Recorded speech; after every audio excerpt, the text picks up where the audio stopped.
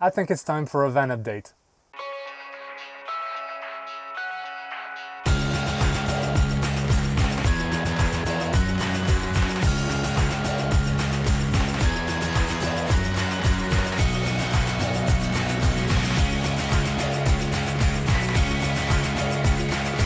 I've been on the road for a couple of weeks and I will show you guys the little things that I've changed here and there to make my life easier in the van. Let me open the door at the back so we have some light. Yep, that should be enough. First of all, the bed. And as you can see, it's not a couch anymore, and it's a lot easier to just fold it in two. So most of the time, if I don't need to read or watch a movie or anything, I just leave it like that. And I can work directly from here because I have my desk coming here, and it works fine, and it's a lot easier to pull out as well. I just have to pull that part and then just unfold and then fold back and push back. And as you can see, that's the bed situation from that side. So it's just folded in two, and I've got the table. The table is here, and also my blanket, which is right there. I don't need a water bottle anymore, but I still need a blanket. Also, the plant situation here, and as you can see, this one is different. I killed the other one. It was the weakest link, and it died after a few days without water. The other one survived, so the other ones could stay, but yeah, I changed the middle one, and this is thyme. This grows like weed in the south of France. It doesn't need much water, and it smells really good, and I can use it for cooking as well, which is perfect. So that's for the plants. Something else as well at the back. Whoop! Then that's a pillow that just gave out. It's super windy. And there's something I haven't shown you guys yet. I've switched bicycle. So instead of the bike that you've seen in the van tour video, let me now introduce you. After red, this is blue. So it's a French team, I guess. Red for the van and blue for the bicycle. That's an old Peugeot bike. Yeah, it's second-hand, obviously, but it works well, and I'm quite happy with it. And one more thing on the inside that I haven't shown you. You guys remember those? Those are the panels going on the windows, and I have added some little hooks and eyes on the four corners. There you go. And obviously the same on the other side. Now it doesn't move anymore, so it holds it in place, and I guess it's a tiny bit more secure. I don't know, to be honest, but it does, yeah, it does work. I guess that's it on the van situation. I kind of need some air now, so I'll show you guys the bicycle. Up. Let's go on a little tour. All right. Boom. Hey Blue, how's it going?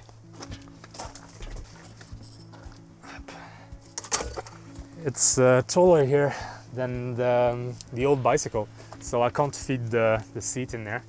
I need to remove it each time, but I guess that's all right. I've put a little bit of tape here, so it's always the right size. And I'm walking around with an Allen key in my pocket, so I can adjust it.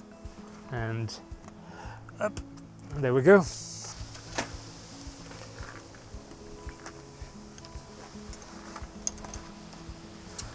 Okay, you guys ready?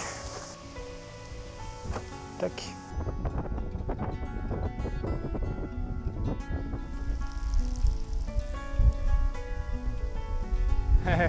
Look at that.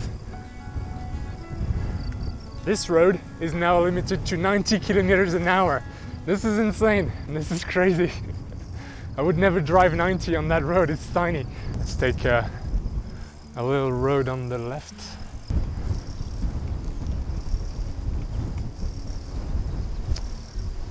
So I've had a few questions about who I am and what I've done before, and I'll try to answer that as well today. So it's a little bit of a Q&A and van update. Let me change gear. I'm going up. Oh, no, other way. Yeah, that should do. Before the van, I was traveling already. I've been on the road for couple of years now, and I was traveling on the bicycle, not like this one, but more like off-road, with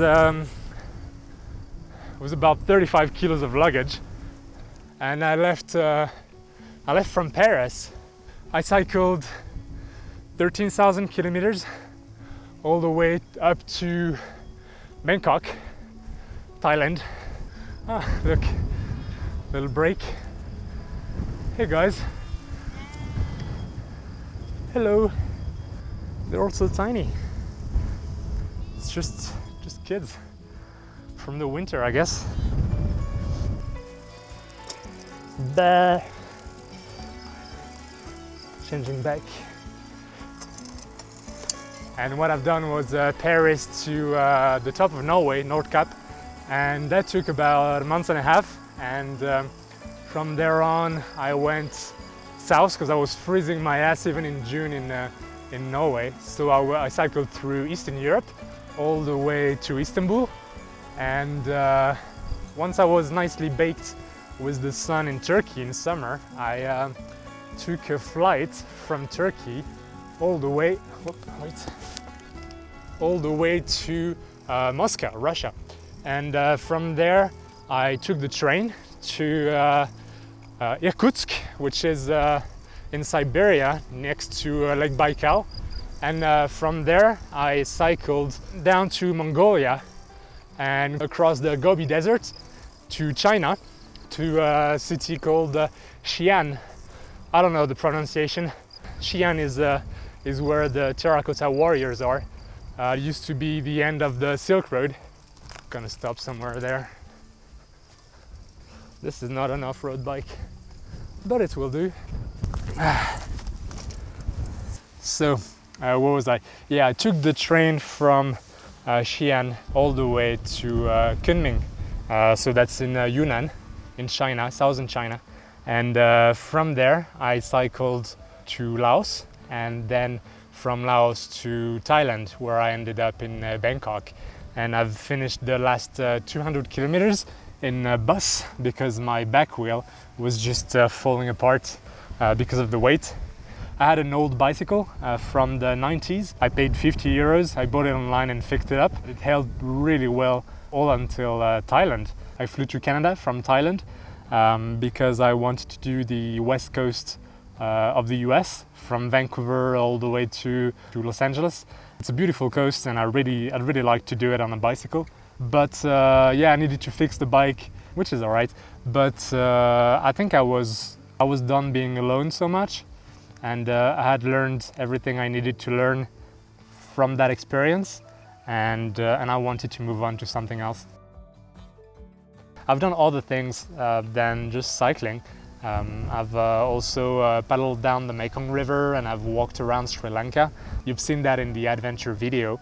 And I've done some backpacking around Asia as well, quite a bit. Okay, let me move somewhere else and I'll keep going. Up. Bumpy ride, bumpy ride, bumpy ride. Whoop. My tiny dead cat.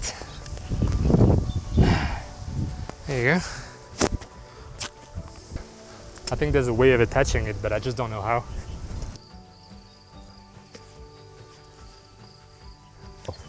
So I've been doing adventure travel for about a year and a half total, and but that's not the only time I've been traveling. I've been on the road traveling or studying or living abroad for nearly more than 10 years now. I've lived in England, in Ireland. I've studied in Switzerland. I lived in New Caledonia, which is technically France, but it's opposite side of the world. I lived in New Zealand for a year. I lived in Thailand. I lived in Australia as well. And at last, France. So yeah, it's been a while that I haven't been back in Europe for something a little more stable. So yeah, enjoying it one day after another. And it's calm here, it's peaceful, it's people speak my own language, which is comforting, but in the same way I miss speaking English. So yeah, I've been on the road for a while, and having a van is kind of a first in terms of property for me. I never thought my first home would be a van, but I mean, I've been in rental apartments for a while now, and I've lived in so many different houses, so many different apartments, I can't even count. And now, for me, living in a van is kind of a stable, I mean, looks stable, for me anyway. And I'm quite happy that I can start my own business and not work for somebody else anymore. I'm trying to do video making, but same as slackline, and there's a learning curve, and it's going to take a little bit of time, but I'll get there eventually. So I'm in France right now. I'll be staying in Europe. I'm quite happy to be in Europe, to be honest. Haven't been here for a while, and I really enjoy it. The more I'm away from France and from Europe, the more I actually learn to love it, and to see it more as a tourist, with a tourist eye, rather than a local eye. And that's something I've really managed to do in France, and I'm really happy about that, because well, I can detach myself a little bit from the things that are, I don't know, not expected, but that, you know, it's like something that you feel you have to do, conform, and I don't like to conform. I don't fit in any boxes. So I'm starting my own company, and I'm on the road, and I enjoy it every single second, even the bad moments, because, you know, it's not always great. Yes, victory. But honestly, the bad days on the road, they're better than the best days at the office. So you know, everything is relative, but I do enjoy what I'm doing. I do enjoy being on the road. I do enjoy learning about videography, and I like making videos. Oops, cheat. So I'm gonna try to make my van my office, and eventually one day maybe, you know, buy some land and build a house, so I can have a stable thing, and then travel, keep on traveling, but being able to come back to one place, I think is important. When you look at travel videos, it seems to be all about quitting everything, selling all your stuff or giving it away to break the routine, but routine is important, and it's important to get out of your comfort zone, but comfort zone catches up really quickly. So ultimately you end up in your comfort zone, whatever you're doing. And it's okay, and routine sets up, and it's okay as well. It's just important to break it from time to time and get out of it. But I think having a home is ultimately something that most of us will do. And even though I have a van now, it's not going to be forever, I know that. Yeah, having a base, a place to call home, I think is important, even though you keep on traveling, but it's a little bit of stability and routine in your life. If you travel for a long time, let's say more than 6 months, you'll find that you get tired of traveling, and you'll start to crave for routine. And what that means is, if you stay 3 days in the same spot in the same city, you're going to be looking for, I don't know, a restaurant that you like, whatever, but you're gonna be hitting that spot twice a day for 3 days and not even go anywhere else. That's routine. You don't want to think about where to go, what to do. You just want to stop and do the same thing over and over again. And it's normal, it's human, you know, we get tired of new things happening to us all the time. And even though it's great, and, you know, like, your brain is awake and you make memories and you remember everything, it's comforting to stop, and it's comforting to have routine. And with van life, it's possible to have routine because, well, you kind of have your home with you. So, you know, cooking breakfast, making a bed, everything is, you know, set up as you want and it's your home. So even though you're traveling and you're going in different places, well, routine is always here a little bit, and that's quite good. So I'm happy. I'm happy I have my little routine, but someday building a home and traveling in the van part-time will be nice as well. Okay. So I think that's it. Thanks for watching, guys. It might have been a long video, but I've covered some van updates and a little bit about myself as well, which might have been important, I guess, to give you some context on what's happening here, even though it was long. But thank you for watching. Do subscribe to the channel so you have some updates on the van. I'll still do maybe a couple of videos on the van build, and as well, stay tuned for the emerging alternative videos. I keep on talking about them, but they will come at some point when I start interviewing people. But thanks a lot for all the subscribes and likes, and I'm really grateful for all of that. I'm trying to answer all of your questions. As you might have seen, I've replied to almost every question that there is out there. So do leave a comment if you have a question. Check out the Q&A. There's a lot of answers there for the van if you haven't done so before, maybe asking a question. There's always timestamps on the videos, so you can just check the question that you want and go directly there, so you don't have to watch all the video. Thanks for watching, guys, and I'll see you later on Emerging Alternatives. See you.